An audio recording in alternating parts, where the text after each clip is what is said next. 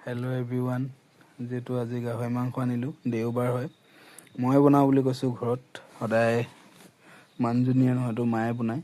যিহেতু মাংসখিনি আজি মই বনাওঁ বুলি ক'লোঁ। মাংসখিনি যেনেও মানে 50% বইল কৰি সিজাই লোৱা হৈছে। মাংসখিনি সিজাই লোৱাৰ পিছত মানে অলপ খাবলৈও ভাল লাগে বইল কৰি ল'লে মানে। এইফালে পিঁয়াজ, ৰচুন, আকৌ শুকান জলকীয়া লৈ লৈছোঁ। আকৌ ৰেড চিলি এইফালে গুড়িখিনি, তাৰপিছত গৰম মছলা, আকৌ জিৰা গুড়ি এইবিলাক লৈ লৈছোঁ। যিহেতু এতিয়া তেলৰ পৰিমাণটো কম আছে, কাৰণ গাহৰি মাংস বনালে আমাৰ ঘৰত বেছি তেল ইউজ নকৰে, কাৰণ গাহৰিত তেল ওলায়, গাহৰি মাংসখিনিত তেল ওলায়, সেইটো কাৰণে কম তেল দি লৈছোঁ।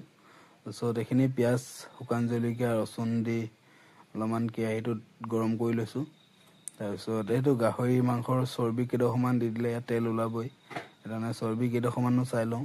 যিহেতু ইয়াৰ পৰা চৰ্বি দুডোখৰমান দি দিওঁ, যাতে গাহৰি মাংস যোনটো তেল কম দিয়া হৈছে তাত তেলৰ পৰিমাণটো অলপ বাঢ়ি যাব।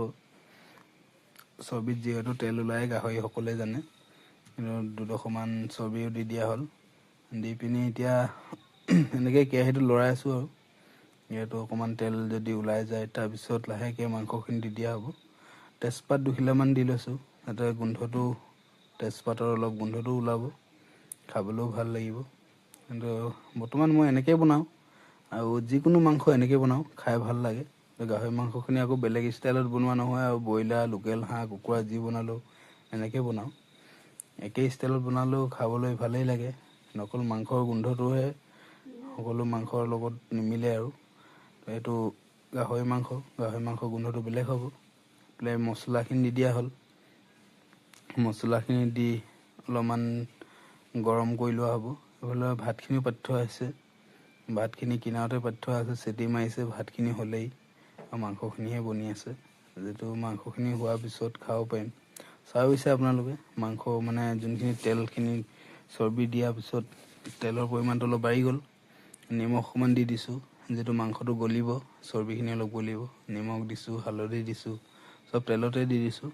তাত অকণমান সিজিলে মানে জল্দি তেলৰ হেৰিটো বাঢ়িব। আৰু চাব পাইছে আপোনালোকে তেলখিনি কিমান ধুনীয়াকৈ ওলাই আহিছে।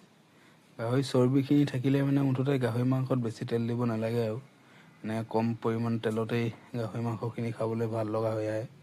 বেছিভাগ মানুহে গাহৰি মাংস বইল কৰি খায়, বইল কৰি খালে ভাল লাগে বুলি কয়।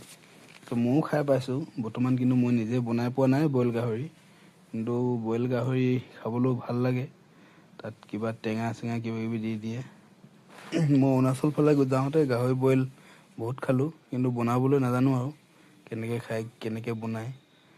তাৰপিছত এতিয়া মই যেনেকৈ ঘৰত বনাওঁ সেনেকৈয়ে বনাইছোঁ। আৰু চাব পাৰিছে কিমান ধুনীয়াকৈ মাংসখিনি কালাৰ হৈ আহিলে, সকলো মছলা চছলা দিয়াৰ পিছত। আকৌ এইফালে দিবলগীয়া আছে এইখিনি মেজেঙা নে কি বুলি কয়, মেজেঙা, এইটো মেজেঙা পাত, সৰু বিলাহী এইখিনি দি দিয়া হ'ব। এইখিনি দি দিলে যিহেতু গোন্ধটো মেজেঙা গোন্ধটো ভাল, গাহৰি মাংসত মেজেঙা দি খালে বহুত ভাল লাগে। আকৌ সৰু বিলাহী দি দিছোঁ, যাতে মানে মেজেঙা গোন্ধটোৰ লগত সৰু বিলাহীটো লগ খালে আৰু ভাল হ'ব। সৰু বিলাহী, গাহৰি, মেজেঙা দি ধুনীয়াকৈ বনাইছোঁ। আৰু ভাতখিনি হ'লেই, এইখিনিও মাংসখিনি হোৱাৰ পিছত খাম, আৰু যিহেতু খাবলৈও ভাল লাগিব। ঘৰত এতিয়া বেলেগে কেনেকুৱা পায় কি নাই, কিন্তু আগতে মই এনেকৈ বনালে বহুত ভালেই পায় চবেই। খাওঁ সেনেকৈ ভালদৰে ধুনীয়াকৈ একদম সকলোৱে বহি লওঁ, গধূলি সাঁজটো সকলোৱে লগত বহি খাওঁ, তেতিয়া ভাল লাগে। আৰু